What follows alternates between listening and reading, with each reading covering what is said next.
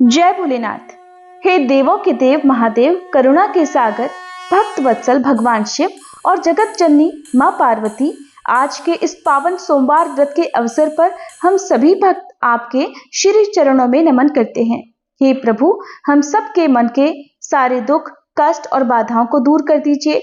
हम सबके जीवन में सुख, शांति और समृद्धि का प्रकाश भर दीजिए। जो भी भक्त सच्चे मन और श्रद्धा से आज की ये पावन कथा सुन रहा है, उसकी हर मनोकामनाएं पूर्ण करें, उसके जीवन में नई आशा और नई शुरुआत का संचार करें। प्रिय भक्तों, आज की ये पावन सोमवार व्रत कथा केवल एक कथा ही नहीं है, ये आपके जीवन में एक नई उम्मीद की किरण बनकर आएगी।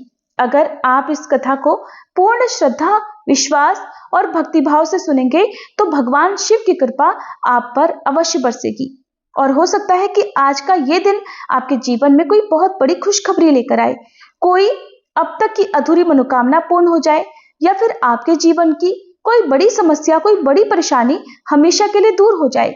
तो आइए पूर्ण विश्वास और भक्ति के साथ इस कथा को सुनते हैं और महादेव से प्रार्थना करते हैं कि वे अपने आशीर्वाद से हम सबके जीवन को मंगलमय बना दें।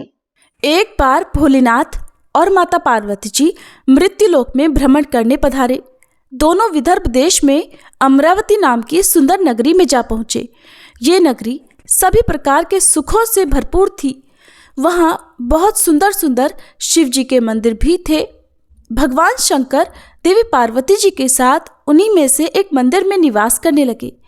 एक दिन माता पार्वती ने भोलेनाथ के साथ चौसर खेलने की इच्छा प्रकट की। भगवान शिव ने उनकी बात सुन ली और वे दोनों चौसर खेलने लगे। तभी मंदिर का पुजारी पूजा करने आया। माता पार्वती ने पुजारी से पूछा, पुजारी जी बताओ, हम में से कौन जीतेगा? पुजारी जी ने कहा, महादेव ही जीतेंगे। थोड़ी ही देर बाद खेल समाप्त हुआ तो विजय देवी पार्वती जी की हुई। माता पार्वती ने पुजारी जी से पूछा, बताओ पुजारी जी, हम में से विजय किसकी हुई? तब पुजारी जी ने महादेव को ही विजयी होने की बात बताई। ये सुनकर देवी पार्वती जी को पुजारी जी पर क्रोध आया और उन्हें कोढ़ी होने का श्राप दे दिया। कोढ़ से ग्रस्त पुजारी बहुत दुखी रहने लगे। एक दिन देवलोक की अप्सरा भगवान शिव की पूजा करने के लिए उस शिव मंदिर में आई। पुजारी जी की कोढ़ की अवस्था देखकर दया भाव से पूछताछ करने लगी। तब पुजारी जी ने सारी बात अप्सरा को बता दी। उनमें से एक अप्सरा बोली, आप सभी व्रतों में श्रेष्ठ 16 सोमवार के व्रत करो, इससे शिवजी प्रसन्न होंगे और वे तुम्हारे कष्ट अवश्य दूर करेंगे। पुजारी जी ने इस व्रत की विधि पूछी। तब अप्सराओं ने बताया, सोमवार के दिन व्रत रखो, स्वच्छ वस्त्र धारण करो, संध्या और उपासना के बाद आधा किलो गेहूं का आटा लेकर इसके 3 भाग करो। घी, गुड़, दीप, नैवेद्य, पुंगी फल, बेलपत्र, जनेऊ जोड़ा, चंदन, अक्षत और पुष्प आदि से प्रदोष काल में भगवान शंकर का पूजन करो। 3 भागों में से 1 भाग शिव जी को अर्पण करो, बाकी 2 को शिव जी के प्रसाद के रूप में उपस्थित जन को बांट दो। खुद भी प्रसाद ग्रहण करो। इस तरह 16 सोमवार व्रत करो। 17वें सोमवार को पाव भर की पवित्र आटे की बाटी बनाओ, उसमें घी और गुड़ मिलाकर चूरमा बनाओ, शिव जी को भोग लगाकर उपस्थित भक्तों में बांट दो। इसके बाद परिवार सहित प्रसाद ग्रहण करो तो इससे सभी मनोरथ पूर्ण हो जाते हैं। ऐसी बात बताकर अप्सराएं चली गईं। पुजारी जी ने अप्सराओं की बताई विधि अनुसार 16 सोमवार के व्रत किए, जिसके पुण्य प्रताप से भगवान शिव की कृपा और माता पार्वती की दया से पुजारी जी कोढ़मुक्त हो गए और आनंद से रहने लगे। कुछ समय के बाद भगवान शिव और देवी पार्वती जी वापस उसी मंदिर में आए। देवी पार्वती ने पुजारी जी को निरोगी देखकर कारण पूछा तो पुजारी जी ने 16 सोमवार व्रत की महिमा बताई। पार्वती जी खुद भी 16 सोमवार व्रत रखने के लिए तैयार हो गईं और इस व्रत को करने से उनके रूठे हुए पुत्र कार्तिकेय जी देवी पार्वती जी के आज्ञाकारी हो गए। कार्तिकेय जी ने जब माता से पूछा कि माता, आपने ऐसा क्या किया जिससे मेरा हृदय परिवर्तन हो गया, तब देवी पार्वती ने 16 सोमवार की कथा उन्हें सुना दी। कार्तिकेय जी ने अपने विशेष मित्र से जो कहीं खो गया था उससे मिलने की कामना में 16 सोमवार के व्रत किए तो उनका खोया हुआ मित्र उन्हें जल्दी मिल गया। मित्र ने इस आकस्मिक मिलन का कारण पूछा तो कार्तिकेय जी ने उसे 16 सोमवार का व्रत करना बताया। मित्र ने व्रत की विधि विधान पूछा और स्वयं के विवाह की मनोकामना से 16 सोमवार के व्रत धारण किए। इसके बाद कार्तिकेय जी का मित्र एक स्वयंवर सभा में गया तो वहां की राजकुमारी ने आकर्षित होकर उसके गले में वरमाला डाल दी और उसे अपना पति स्वीकार कर लिया। तब राजा ने बहुत सारा धन और सामान देकर उसको भेजा। अब वे दोनों सुख से रहने लगे। जब 16 सोमवार के व्रत का उसकी पत्नी को पता लगा तो उसने पुत्र प्राप्ति की कामना से 16 सोमवार के व्रत किए। उसके कुछ समय बाद एक अति सुंदर, सुशील और बुद्धिमान पुत्र प्राप्त हुआ। जब वह बड़ा हुआ तो उसने अपनी माँ से 16 सोमवार के व्रत की गाथा सुनी। तब उसने भी राज्याधिकार प्राप्त करने के लिए 16 सोमवार के व्रत शुरू कर दिए। एक राजा को अपनी कन्या के लिए योग्य पुरुष की खोज थी। राजा ने अपनी कन्या का विवाह उस सर्वगुण संपन्न पुरुष से कर दिया। राजा के कोई पुत्र नहीं था तो उसने अपने दामाद की योग्यता देखकर उसे राजा बना दिया। राजा बनने के बाद भी वह 16 सोमवार के व्रत करता। 17वां सोमवार आने पर उसने अपनी पत्नी से शिवजी की पूजा के लिए मंदिर चलने को कहा तो उसने दासियों से कहकर पूजा की सामग्री तो भिजवा दी, लेकिन खुद नहीं गई। अब इधर राजा ने शिवजी की पूजा समाप्त की तो आकाशवाणी हुई, हे राजा, अपनी रानी को राजमहल से निकाल दे, नहीं तो सर्वनाश हो जाएगा। राज दरबार में आकर सभासदों से विचार विमर्श किया और सर्वनाश के भय से रानी को राजमहल से निकाल दिया गया। अपने दुर्भाग्य को कोसती हुई रानी नगर से बाहर चली गई। दुखी मन से चलते हुए वह एक गांव में जा पहुंची। वहां पर एक बूढ़ी माई थी जो सूत बेचा करती थी। बूढ़ी माई ने दया करके रानी को अपने साथ सूत बेचने के लिए रख दिया। जब से रानी को साथ रखा, बूढ़ी माई का तो सूत बिकना ही बंद हो गया। बूढ़ी माई ने रानी से वहां से जाने को कह दिया। अब रानी एक तेली के यहाँ काम मांगने गई। उसी समय तेली के मटके चटक गए, सारा तेल बह गया। तेली ने भी उसे वहां से भगा दिया। दुखी होकर रानी एक नदी के पास गई तो नदी का सारा पानी सूख गया। वह एक पेड़ के नीचे बैठी तो पेड़ के सारे पत्ते सूख कर गिर गए। आसपास के लोगों ने जब यह सब कुछ देखा तो उसे पकड़कर मंदिर के पुजारी गुसाई जी के पास ले गए। गुसाई जी देखते ही जान गए कि यह कोई विधि की मारी कुलीन स्त्री है। गुसाई जी ने रानी से कहा कि वह उनके आश्रम में उनकी पुत्री की तरह रह सकती है। अब रानी आश्रम में रहने लगी। रानी भोजन बनाती थी तो उसमें कीड़े पड़ जाते थे। पानी भरकर लाती तो वह गंदा हो जाता था।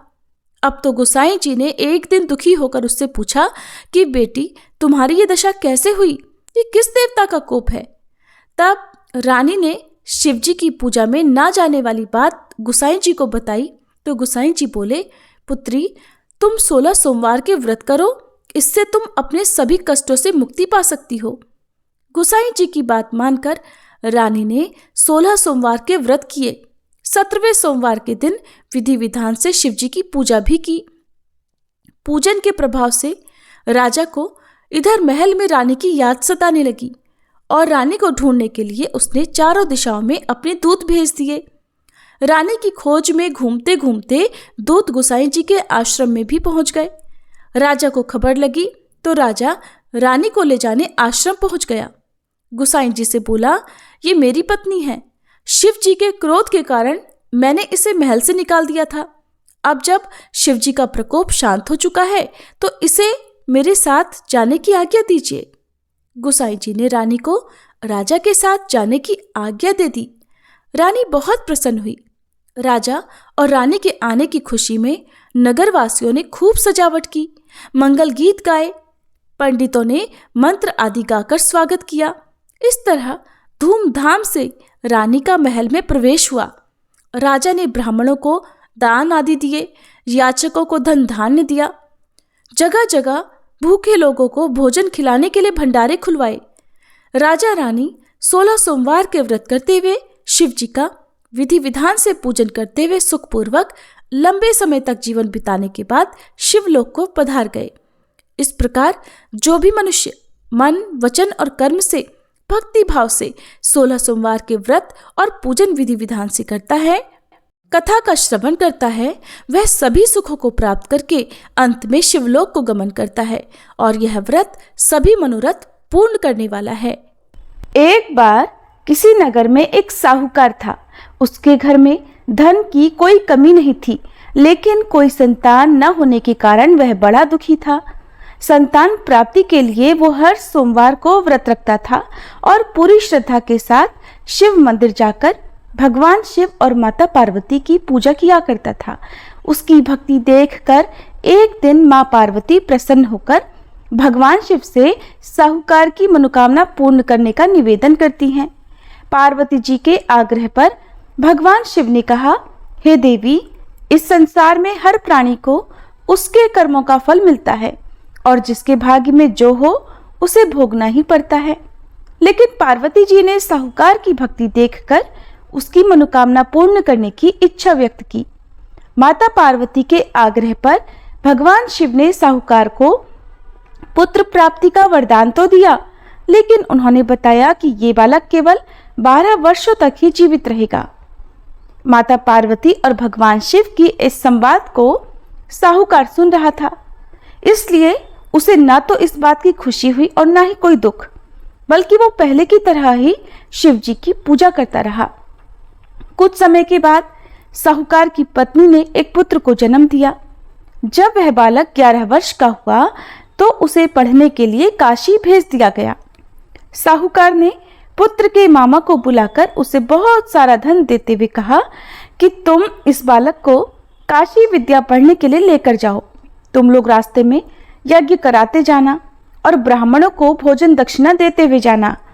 दोनों मामा भांजे इसी तरह यज्ञ कराते और ब्राह्मणों को दान दक्षिणा देते काशी नगरी निकल पड़े। इस दौरान रात में एक नगर पड़ा जहां नगर के राजा की कन्या का विवाह था, लेकिन जिस राजकुमार से उसका विवाह होने वाला था वह एक आंख से काना था। राजकुमार के पिता ने अपने पुत्र के काना होने की बात को छुपाने के लिए सोचा, क्यों ना उस साहूकार के पुत्र को दूल्हा बनाकर राजकुमारी से विवाह करा दूं और विवाह के बाद इसको धन देकर विदा कर दूंगा और राजकुमारी को अपने नगर ले आऊंगा। लड़के को दूल्हे के वस्त्र पहनाकर राजकुमारी से विवाह करा दिया गया। साहूकार का पुत्र ईमानदार था, उसे ये बात सही नहीं लगी, इसलिए उसने अवसर पाकर राजकुमारी के दुपट्टे पर लिख दिया कि तुम्हारा विवाह तो मेरे साथ हुआ है, लेकिन जिस राजकुमार के संग तुम्हें भेजा जाएगा वो एक आंख से काना है। मैं तो काशी विद्या पढ़ने जा रहा हूँ। जब राजकुमारी ने चुन्नी पर लिखी बातें पढ़ी तो उसने अपने माता पिता को ये बात बताई। राजा ने अपनी पुत्री को विदा नहीं किया, फिर बारात वापस चली गई। दूसरी ओर साहूकार का पुत्र और उसका मामा काशी पहुंचे और वहां जाकर उन्होंने यज्ञ किया। जिस दिन साहूकार का पुत्र 12 वर्ष का हुआ उस दिन भी यज्ञ का आयोजन था। लड़के ने अपने मामा से कहा कि मेरी तबीयत कुछ ठीक नहीं है। मामा ने कहा, तुम अंदर जाकर आराम कर लो। भगवान शिव के वरदान अनुसार कुछ ही देर में उस बालक के प्राण निकल गए। मृत भांजे को देखकर उसके मामा ने विलाप करना शुरू कर दिया। संयोगवश उसी समय भगवान शिव और माता पार्वती उधर से जा रहे थे। पार्वती जी ने भोलेनाथ से कहा, स्वामी, मुझे इसके रोने का स्वर सहन नहीं हो रहा, आप कृपया इस व्यक्ति के कष्ट को अवश्य दूर कीजिए। जब भगवान शिव मृत बालक के समीप गए तो वह बोले कि ये उसी साहूकार का पुत्र है जिसे मैंने 12 वर्षों की आयु का वरदान दिया था। अब आज इसकी आयु पूरी हो चुकी है। लेकिन मातृभाव से विभोर माता पार्वती जी कहने लगी, हे महादेव, आप इस बालक को और आयु देने की कृपा करें, नहीं तो इसके वियोग में इसके माता पिता भी तड़प तड़प कर मर जाएंगे। माता पार्वती के पुनः आग्रह पर भगवान शिव ने उस लड़के को जीवित होने का वरदान दिया। शिव जी की कृपा से वह लड़का जीवित हो गया। शिक्षा पूरी करके लड़का मामा के साथ अपने नगर की ओर वापस चल पड़ा। दोनों चलते हुए उसी नगर में पहुंचे जहां उसका विवाह हुआ था। उस नगर में भी उन्होंने यज्ञ का आयोजन किया। उस लड़के के ससुर ने उसे पहचान लिया और महल में ले जाकर उसकी खूब आवभगत की और अपनी पुत्री को धूमधाम से विदा कर दिया। इधर साहूकार और उसकी पत्नी भूखे प्यासे रहकर अपने बेटे की प्रतीक्षा कर रहे थे। उन्होंने प्रण कर रखा था कि अगर उन्हें अपने बेटे की मृत्यु का समाचार मिला तो वो भी प्राण त्याग देंगे, परंतु अपने बेटे के जीवित होने का समाचार पाकर वे बेहद प्रसन्न हुए। उसी रात भगवान शिव ने साहूकार के स्वप्न में आकर कहा, हे श्रेष्ठी, मैंने तेरे सोमवार के व्रत करने और व्रत कथा सुनने से प्रसन्न होकर तेरे पुत्र को लंबी आयु प्रदान की है। इसी प्रकार जो कोई सोमवार व्रत करता है या कथा सुनता और पढ़ता है, उसके सभी दुख दूर होते हैं और सभी मनोकामनाएं पूर्ण होती हैं। सभी प्रेम से बोलिए, भोले शंकर भगवान की जय, माता पार्वती की जय। जिन्होंने श्रद्धा से सोमवार का व्रत किया, ये पावन कथा सुनी और भगवान शिव का पूजन किया, उनके जीवन से समस्त दुख, रोग, शोक और संकट दूर होते हैं। ये व्रत न केवल सांसारिक सुखों को प्रदान करता है, बल्कि भगवान शिव की अपार कृपा से आत्मिक शांति, मोक्ष और चिर सुख की प्राप्ति भी कराता है। अब आइए हम पूर्ण समर्पण और सच्चे मन से भगवान से प्रार्थना करते हैं। हे नीलकंठ भगवान शिव, आप भोले हैं, दयालु हैं, आशुतोष हैं। हमने जो कुछ भी पूजा, व्रत और कथा श्रवण किया, उसमें यदि कोई त्रुटि रह गई हो तो क्षमा करें। हमें अपने चरणों में अटल भक्ति और जीवन में सच्ची समझ प्रदान करें। हमारे जीवन से अज्ञान, अहंकार और अधर्म का नाश करें। शिव शिव कहकर हम जीवन की राह पर चलें, यही हमारा संकल्प है। ओम नमः शिवाय। सोमवार व्रत की महिमा अमोघ है। जो भक्त सच्चे मन से इसका पालन करते हैं, उनके जीवन में धन, वैभव, संतान सुख, वैवाहिक सुख और सभी मनोरथों की पूर्ति निश्चित होती है। भगवान शिव से यही प्रार्थना है कि हम सभी पर उनकी कृपा बनी रहे। हर हर महादेव। ओम जय शिव ओमकारा, स्वामी जय शिव ओमकारा, ब्रह्मा विष्णु सदा शिव अर्धांगी धारा। ओम जय शिव ओमकारा, एकानन चतुरानन पंचानन राजे, स्वामी पंचानन राजे, हंसासन गरुड़ासन वृषवाहन साजे। ओम जय रूप निरखता, त्रिभुवन जन भुज चार चतुर्भुज, शिव दस भुज अति सोहे, स्वामी दस भुज अति सोहे, मुंडमाला धारी, स्वामी मुंडमाला धारी, चंदन मृग मद सोहे, भाले शशिधारी। ओम जय शिव ओमकारा, श्वेतांबर पीतांबर बाघांबर अंगे, स्वामी बाघांबर अंगे, सनकादिक गरुड़ादिक भूतादिक संगे।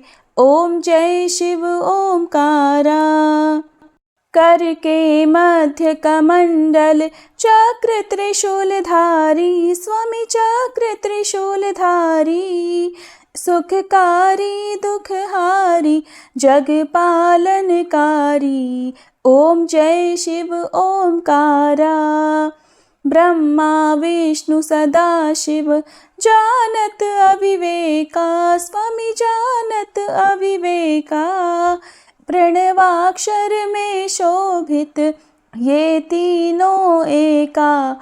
ओम जय शिव ओमकारा, त्रिगुण स्वामी जी की आरती जो कोई नर गावे, स्वामी जो कोई नर गावे, कहत शिवानंद स्वामी सुख संपत्ति पावे।